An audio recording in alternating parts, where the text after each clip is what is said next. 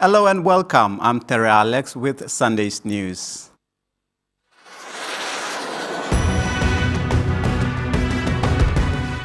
In this edition, Turnbull supports open markets, Micah calls for refugee policy, and intending candidate numbers pass 4,000 mark.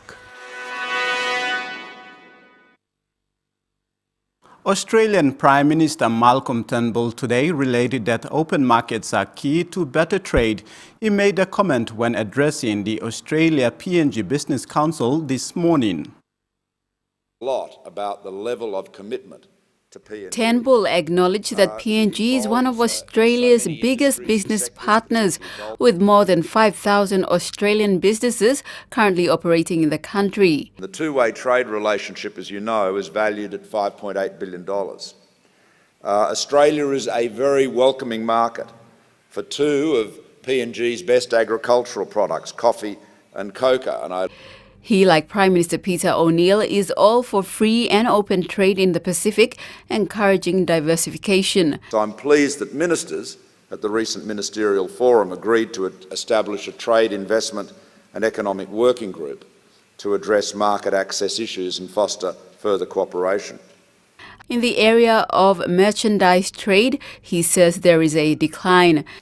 This is partly due to the downturn in the commodities market and partly due with difficulties faced by businesses in accessing the PNG market. He said PNG already has duty and quota-free access to the Australian market. However, more can be done in the area of biosecurity to ensure quality products to the consumers. On new mega developments in the oil and gas industry, he said policy must attract investment rather than deterring it, adding he was against a protectionist policy. Protectionism, as we all know, is the road to poverty. There is no question that in our region, and for both Australia and PNG, free trade and open markets have brought continuing growth in living standards, improvement in living standards, rise in prosperity. Turnbull left PNG this morning for his next destination, which is India. Before leaving, he was farewelled by a guard of honour and also given a 19-gun salute farewell. Meredith Kusa, TVWan News. Meantime, the Australian Eye Commission has apologized to PNG's local media after they were turned away from a media conference supposedly only for the Australian media. The incident occurred at the iconic Bomana War Cemetery yesterday after the Australian Prime Minister was given a tour of the grounds. The local media were left disappointed and questioned the incident, likening it to colonialism all over again. However, today, a representative from the Australian Eye Commission related that they should have in fact allowed the local media to attend the media conference. Member for TVWan Ben Micah is proposing for a refugee policy. The leader of the People's Progress Party says it's time to put in place a refugee policy of our own instead of being a transit processing facility for Australia. Micah said refugees bound for Australia should be processed in Australia and not in Nauru and PNG, as is the case. He said Australia has vast tracts of land and the necessary resources to handle refugee processing and vetting internally. Those who want to go to Australia, we are not going to help Australia to deal with them. Australia as a nation must deal with them. It is their problem. They want to go to Australia. And Australia either rejects or allow them to sit in the boats in the sea. That's their problem. We will only invite and accept people escaping from troubled places around the world onto our shores, onto our land, into our country, if they genuinely want to come to Papua New Guinea and live. Micah said PNG professors believe in the Christian faith, and it is only proper that PNG acts upon those convictions in relation to the treatment of refugees. Meanwhile, Micah said the Australian Prime Minister's visit on the eve of a pending national general elections was not welcomed, especially when the country is in transition mode heading into the elections. This is a time when the Prime Minister and his disintegrating government should focus on elections. This is no time to entertain foreign guests or heads of governments and discuss agreements or discuss issues that within 4 months or after 4 months are likely to be changed. 2 people are now nursing injuries at the Port Moresby General Hospital following a shootout at Gordon's Market this morning. A male in his mid-20s and a mother who is a vendor at the Gordon's Market became victims of stray pallets shot from police-issued guns during an operation to clear out illegal activities at the Gordon's area. The male victim, who wished to remain anonymous, told TVWan News that he was at the market this morning with his baby when a police officer opened fire in the market. He showed his right hand where the pellet had hit. They were chasing the vendors, and then from there they opened fire. But I don't know how they shoot. But when I was walking past, I felt something hit my hand, and that's where I realized that something shot my hand. I was carrying the little girl on my side, and then I thought about her. So when I checked, she was okay, but it was me. Pictures of his wounds were also sent through. His hand was x-rayed, showing traces of metal. He said his only concern was that his daughter was okay. After he realized that his hand was bleeding, he walked up to the police officer who had fired the gun and told him that he had been injured by the pallets, adding that the police officer had insisted in bringing him to the hospital. The police guy, what I saw on his face was he was in fear and he was in shock, so he didn't know what to do. And he just told me to get on the car. However, a passerby again insisted that he should take him and the female to the emergency.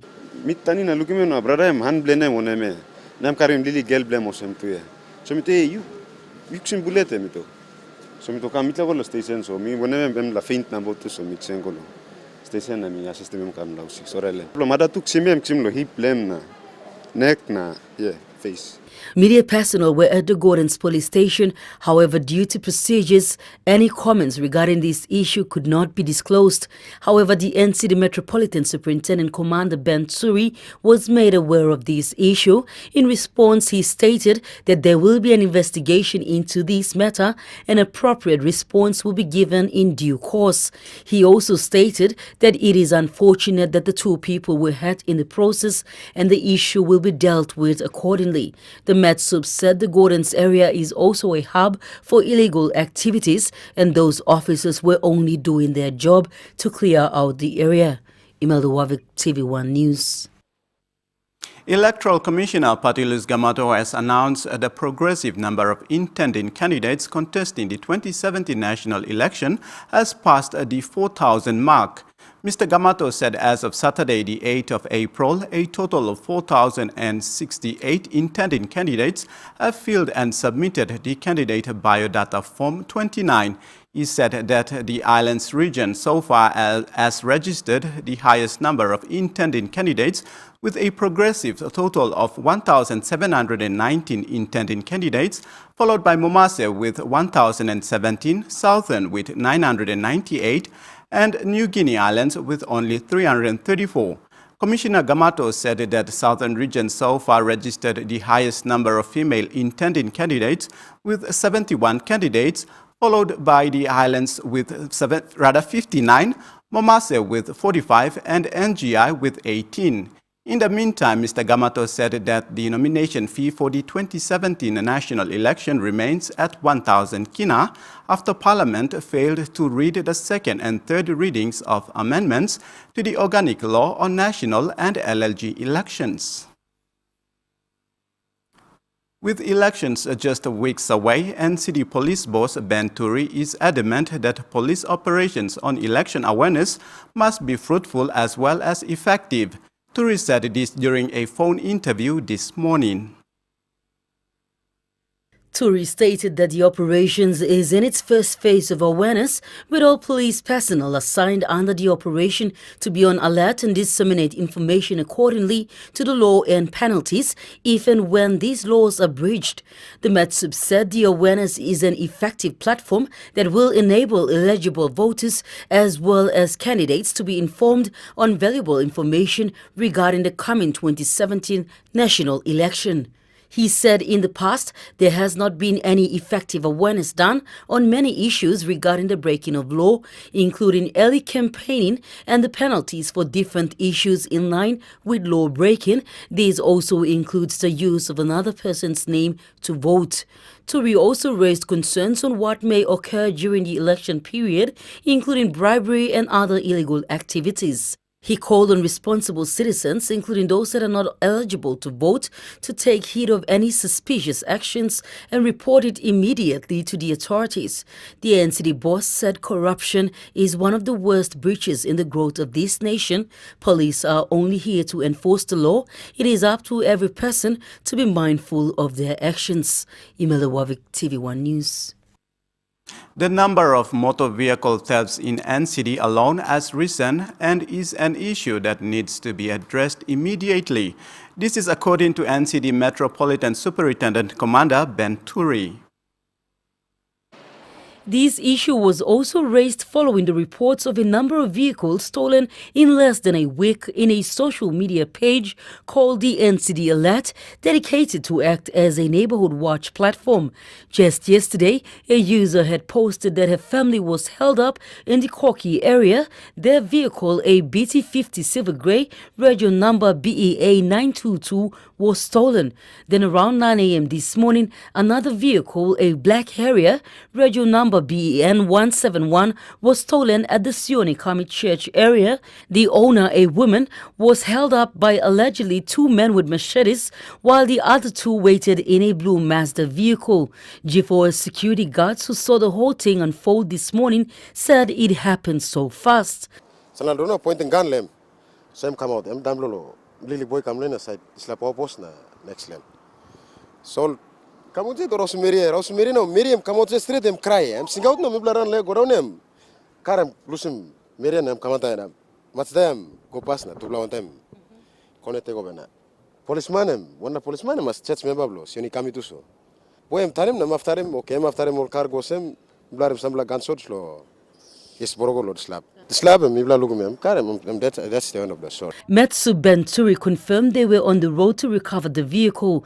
However, he raised concerns that because of the capacity of the city, this might take few days, which may prove to be fatal for the vehicles, thus bringing the issue of fast-tracking and cooperation from stakeholders. He said vehicle thieving in the past was very much kept down. However, now with the increase of road access throughout the city, this issue has also risen twofolds. He said it has become a pattern that stolen vehicles are now being used to steal other vehicles. The NCD Alert page has proved to be fruitful in keeping users as well as the general public aware of the occurrences throughout the city. Imelda Wavik, TVWan News. The Mekeo-Kuni local level government of the Kairuku-Hiri district of the Central Province is embracing change despite tough economic challenges. Local MP Peter Isoaimo, while opening a new 6-in-1 classroom on Friday, told the locals to allow and accept development in their LLG. The Kairuku-Hiri electorate comprises of two districts with a vast landmass of 10,820 square kilometers. It has a population of 121,561 compared to other three central province districts who have less than 60,000 population. Oria Patana Primary School, located in the Mekeo-Kuni LLG, was fortunate to receive a new 6-in-1 classroom built at a cost of more than 200,000 kina. The joint funding from the central provincial government and Kairuku-Hiri district was timely as the nation prepares to go into election. Service delivery remains the top agenda for the government, and despite the time is near for the changeover, infrastructure development must continue on. Local MP Peter Iso-Aimo, who officiated the opening of the classrooms, asked the Mekeokuni people to embrace the change. He told them to change their behavior and allow the development into their villages. Today's road condition is such that you may blame me and the governor or the president. But it's not that we've not spent any money at all on your roads. I did in 2015. What you people done, scare off the operators and the machine operators at the far end and send them all back. You know, our intention was to fix the road all the way up to Bebeo village. For lousy few keeners, you got to put up a roadblock, scare the dozer operator with machine, knives and weapons and send them back again. Don't complain today if your road's not done up. You know? Because at that time we had the money to do those kind of things. Iso-Aimo said with Mainohana being the only secondary school for the Kairuku-Hiri district, Oriopatana is preferred to be the site to build a new secondary school if plan goes well. He urged the youth to keep away from drugs and alcohol and concentrate more on bettering their future by involving in meaningful activities. You better come and go to school and so as your children. So in future they don't behave like this to leaders. That's me. I don't take no nonsense from nobody, including you. Okay? Malele is very important. Oi mao miai mo for Malele. I know along. For Malele. So in future inako behavior palai volokapai.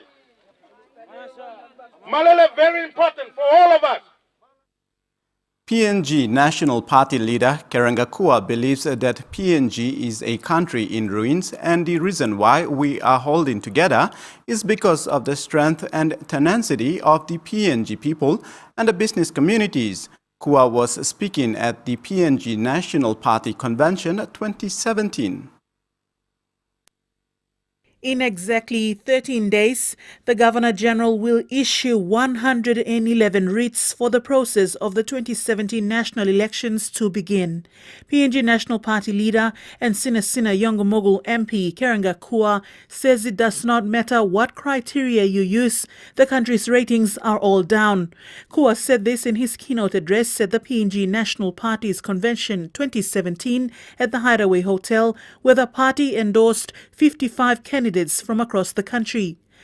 The only thing that we have going for us, what is keeping this country going, is not because of anything good done by the current government, but it is simply because of the underlying tenacity and the resilience of our people. We have held together, and the government of the day is taking the benefit of that, not by achievement, but by default. And they don't deserve it either. But they are collecting the benefits of the people's silence and inaction by default, because they are a rule people. And those of us who are educated are marginalized if we are in an effective position to be able to contribute to debate and some level of salvation to it. The PNG National Party leader also made comments about the media, saying the O'Neill government has a massive public relations team that has worked overdrive to cover the failures and the truths and continue to spin their lies. The media, who are supposed to be the main medium through which this kind of messages is communicated, have been coerced into silence by this government too. Without the means of communicate, how will people know the truth? You know, you look at Wednesday's paper and even Thursday's paper. All the media were running a line that the Grand Chief's farewell was a beautiful farewell. But that's not the truth. But because they've been coerced into it, they are running it. The government's propaganda machinery is in operation to tell them to make it look like a positive story, and he got a good farewell, and he did not. There was no guard of honor, no military parade, no police parade, no Sing Sing group, no nothing. PNG National Party's desire to succeed in this election as a party boils down to its candidates and party policies, including production sharing and free carry when it comes to mining and petroleum, domestic market provisioning in providing cheap electricity to enable industrial takeoff, while drawing a fine line between the government and private business ownerships. Sophia Rousseau, TVWan News. And this is TVWan News. We'll be back with news making headlines overseas. Stay with us.